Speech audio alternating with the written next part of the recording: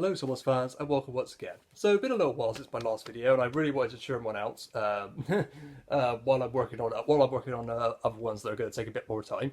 So today, since I've made an Instagram account officially for my YouTube channel, at Rob the Green Engine YT if you want to follow it on there, I thought try and get to know my followers a little bit, see what they want to know about me, because I know some of them will watch my videos and some of them probably have never heard of me before. So it's going to be interesting to know what they've got for me. I know the questions YouTubers will ask will be pretty much the same as usual, but maybe asking my Instagram fans will be very interesting. So we'll just crack on with that now. We've got a few questions. I did ask about we were aiming for 73 like in one of those Vogue videos, but that probably wasn't going to happen. That was an unrealistic expectation.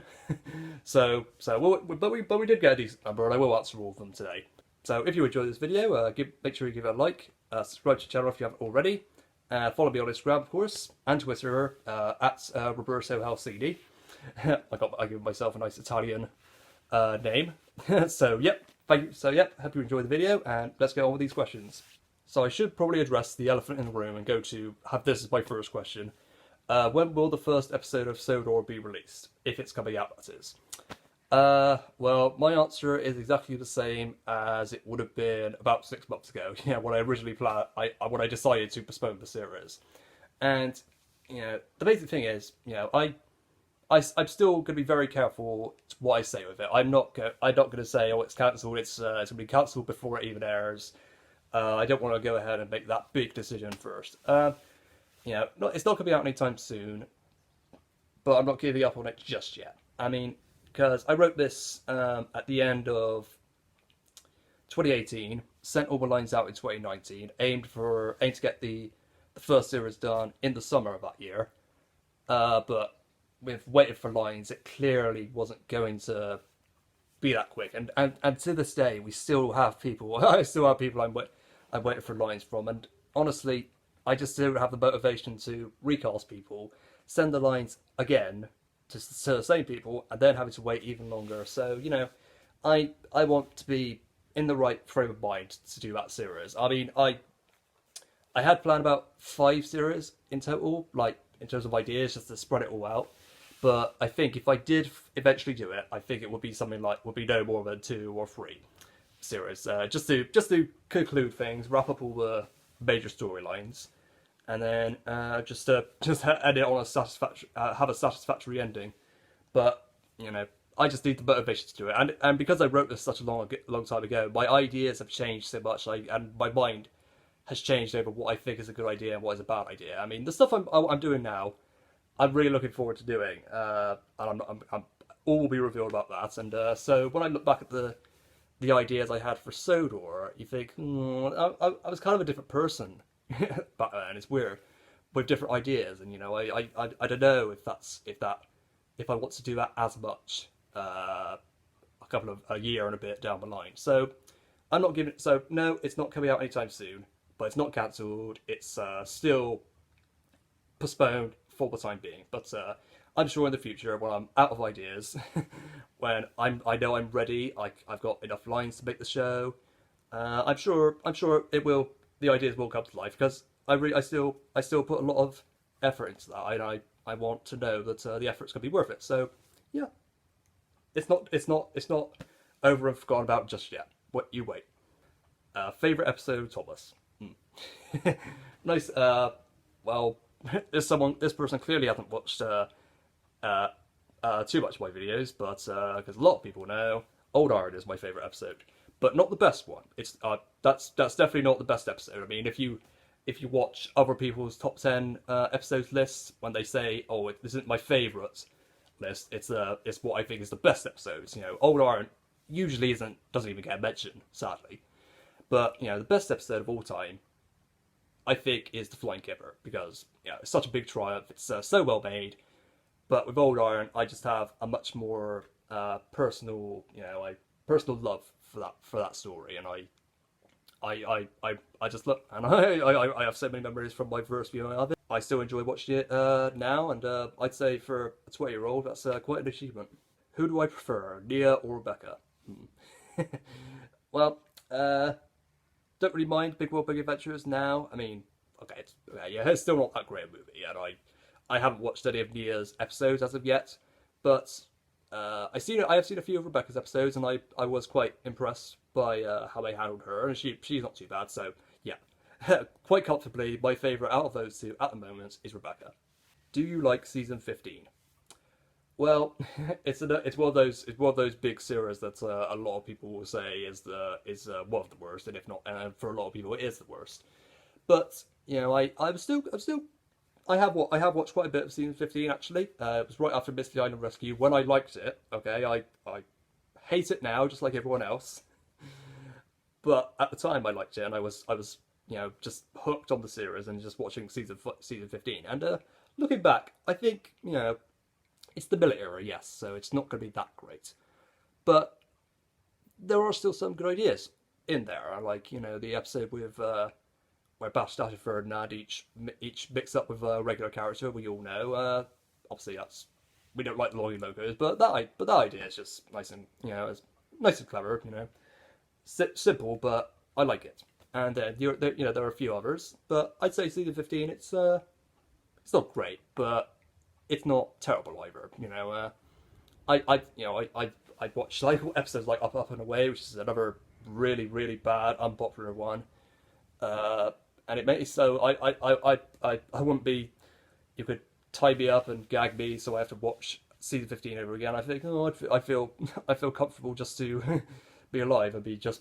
I'd rather watch those episodes than accept death. No, season 15. It isn't too bad. I'd watch it again. I didn't think it was too bad at the time. Looking back, I don't think it's the worst of all time. There were definitely worse ones later on, but nope, not too bad. Season 15. Favorite season 17 to season 18 episode. I know these are the two series where things started to slightly improve, going up the good list. Starting to get episodes that are more than a 5 out of 10, which is pretty impressive. Still need to watch a few more. I know I'll enjoy them when I do eventually decide to sit down and watch them. But my favourite for the moment, I think for the building my perfect series of the show video, for one that was there, Last Rave of Christmas. It's just a lovely, lovely little Christmas episode. I mean, Christmas episodes are all everywhere nowadays. You've got to have at least one every series, but they do at least 5 now or something like that. Yeah, they get a bit old, but Lost Trade for Christmas for a season 18 episode, it feels genuine. It's got a nice idea. You got a lot of heart to it, as it should for a Christmas story. It just gives a nice satisfying ending. So yep, Lost Trade for Christmas, favourite episodes of those two series. When did you start liking Thomas? Pretty much from the moment I was born. Obviously, because I've got an older brother. He turned 6 not long after I was born, so I imagine at that point he'd have probably thought about moving on from that show and again thinking about watching other shows for people for his age. So all the toys, the Ursula trains, the wooden trains, the videos, the books, all of that passed on to me, and so the love, how can you not love something that you've got loads and loads of stuff to enjoy and watch and play with, It was like he probably regrets passing those that merchandise on to me now. He probably should have kept it for himself and burnt it, because things would be very different if he'd done that. But nope, I've loved it throughout my life pretty much. Never really, well, most of my life, okay. And it's all because of the great introduction I had to it. It was my childhood, and Thomas was my first word. in case those who didn't know, that's names. Who else could say they've had that?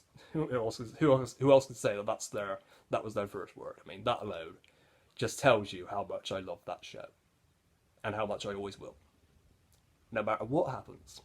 There's a bit of a confusing one. Rarest Thomas and Friends character.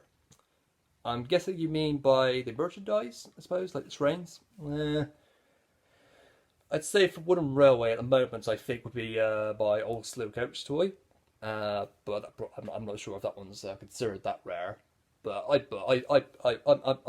I couldn't find too many of those, I'm happy to have collected one of those. But for Ertl, I think a name that's passed around quite a lot is Ertl Jock.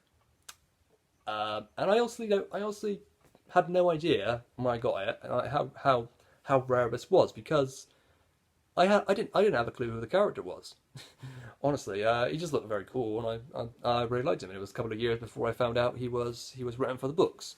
When they got it for my 5th birthday, I think, did it cost them a lot of money? I don't know, because I had no idea who he was, and I hope they weren't too disappointed by that, because I had no idea, and I had no idea he was rare even. But yeah, I'm pretty proud of myself for keeping hold of that, and I'm sure it's somewhere up in my parents' loft, and we'll find it, and I can hold it up as a rare item I have, and I can show the world, show the world my Ertl Jock, and they'll all be impressed. They'll bow down to me.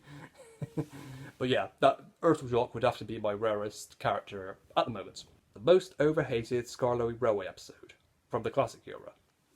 I mean, there are quite a few that that are pretty well received. I mean, like the ones I dislike are generally ones that other people dislike.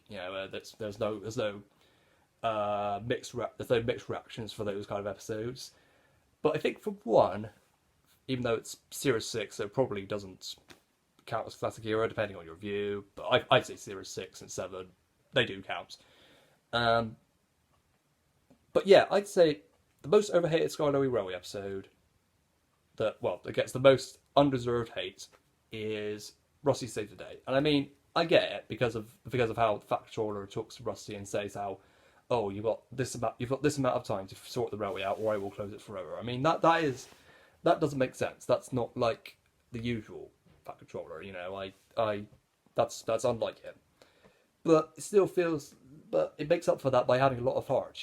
Like you feel sorry for Rusty, even though I don't really care for Rusty too much. I'm sorry to say. But you feel hopeful what they saw, and adding Elizabeth is a nice little touch as well. I don't get the hate for this one at all. I think it's a really, it's a fine episode. It's got a lot of heart. It makes you feel happy by the end with the way it ends. It's got good characters, most of them, and I'd say that one's a good episode.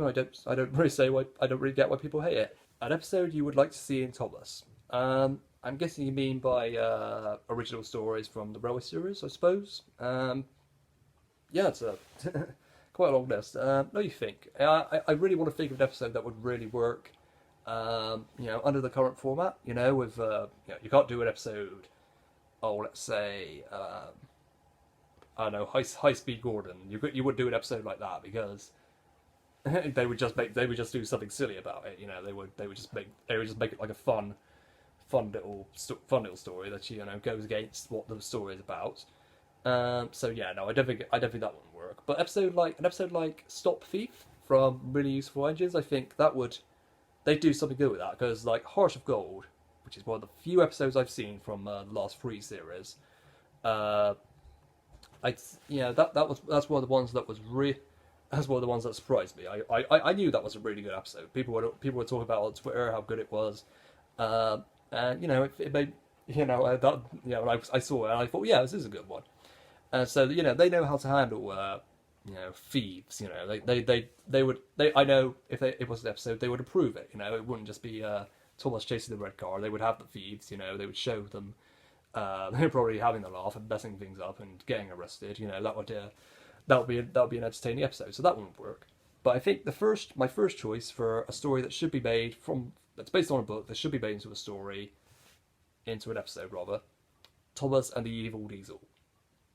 I love that story, and even though it's not officially a Railway series story, I still love it because of it was in the Thomas Story Library episode about Diesel, and I just love the ending of that where Diesel ends up helping out Thomas, and it all ends very happily, and that's why he gets to stay, and that should explain why Diesel is still on the railway. I think we haven't had an explanation yet as to why he's still caused trouble, but we don't know why the Fat Controller keeps putting up with him. He keeps giving him an extra life, an extra chance, and what is it? Is there did something happen that made the Fat Controller remain so faithful to Diesel? I don't know, but yeah, I'd say, but yeah, that one would definitely be very good, very nice to see in a modern day story.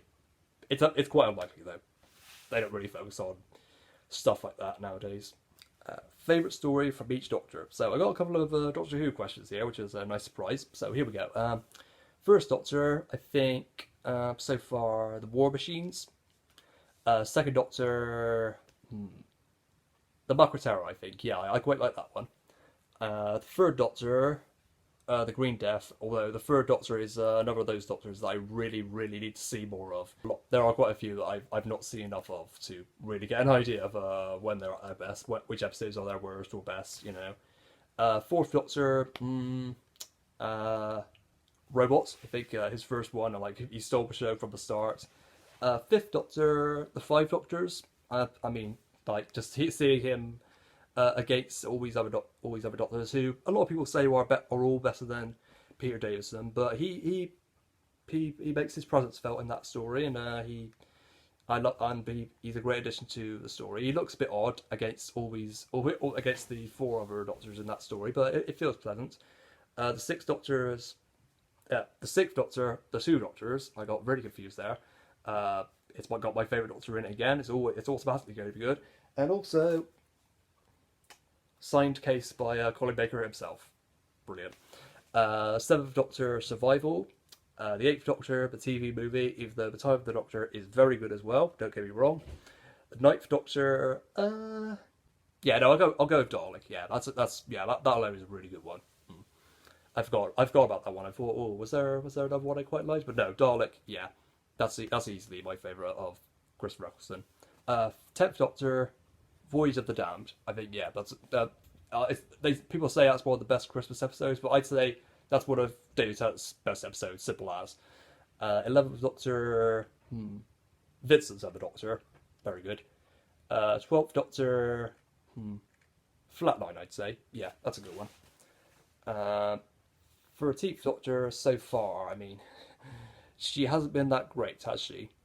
Well, everyone agrees with that. But I'd say my favourite one so far, It Takes You Away. That's one. So there you are. Okay, I'm impressed I managed to come up with a lot of good stories. Oh, and the War Doctor, the Day of the Doctor. It only makes sense. Find a Thomas character for each Doctor. I have thought of this myself, and I'm glad someone else did. So let me think. First Doctor, Duke. Second Doctor, Duck. Third Doctor, Edward. Fourth Doctor, Gordon, I guess. I don't know. I mean, Tom Baker is the happiest Doctor. I think we can all agree on that. But Gordon isn't that happy himself, is he? But no, I know. I'd say the voice matches. You know, Fifth Doctor Thomas, Sixth Doctor James, Seventh Toby because number 7. But no, they do work. They are very similar, those two. Eighth Doctor Henry because he's ill and quite frail, quite a lot in this story. War Doctor. Oh God, I can't go with Duke now, but he would quite work, wouldn't he? Huh. Actually, no, Stephen. Okay, Stephen will go for the War Doctor. Don't know if you'll agree. Ninth Doctor. I should have thought more into this before I did it. Maybe Dalton Douglas. I don't know. Well, the Scottish twins, because he's Ninth Doctor is very tough, and Dalton Douglas is too. Yeah, we'll go with them. Yeah, 10th Doctor Oliver, because both of them are quite depressed, quite a lot in the show. 11th Doctor Percy, because he's really young. 12th Doctor. Oh, that would work. That would be more like Dalton Douglas as well, wouldn't it? No, actually, I'll change my mind. 12th Doctor Dalton Douglas easily, but 9th Doctor. Maybe Diesel? I don't know. I mean, like that sounds like the Ninth Doctor isn't very nice, but he is. I don't know. Yeah, this is tough. I've forgotten how tough this was. But yeah, 13th Doctor, easily Rebecca, which is why I picked Jodie Whittaker as the perfect voice for Rebecca if they did the celebrity voices. But yeah, but Ninth Doctor, that's a really tough one. He's a rare breed as Christopher Eccleston's Doctor. and it's difficult to find a Thomas character that really matches him. Like hope I imagine some of you guys might have better ideas in the comments. So yeah, I can do with some help here. Right, I'm glad I've got at least one motorsport themed question in here because I love talking about motorsports and can't really do much about my second channel because nobody watches my videos. So yeah, so I'm glad I can still talk about that. Current favourite F1 driver and favourite of all time. Current favourite, comfortably, is Mr. Daniel Ricciardo. Been that way for quite a while. Jenson Button was another favourite of mine, but he's retired now. But Ricciardo, like when he started with Red Bull in 2014, before that I wasn't really aware of him. I hadn't really noticed much of his driving. But then, like in the Grand Prix, in the Hungarian Grand Prix, when he got his second win, he got those brilliant aggressive overtakes that he's well known for. I realized that was the day I realized this is my guy. You know, I just love his personality outside of the car. You know, that's yeah, I'm glad he's going to McLaren next year alongside Lando Norris, another really good personality, another driver I like, and hopefully that with Mercedes power they can get a decent car, win a few races, and maybe even a championship or two. That'll be fantastic, you know.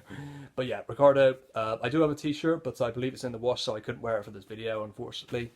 But yep, Ricciardo, definitely my current favourite, and I'd say until he retires, that's probably not going to change. And favourite of all time? McLaren is my favourite team, actually. And two of my favourites, I think I'll mention those two, are McLaren World Champions.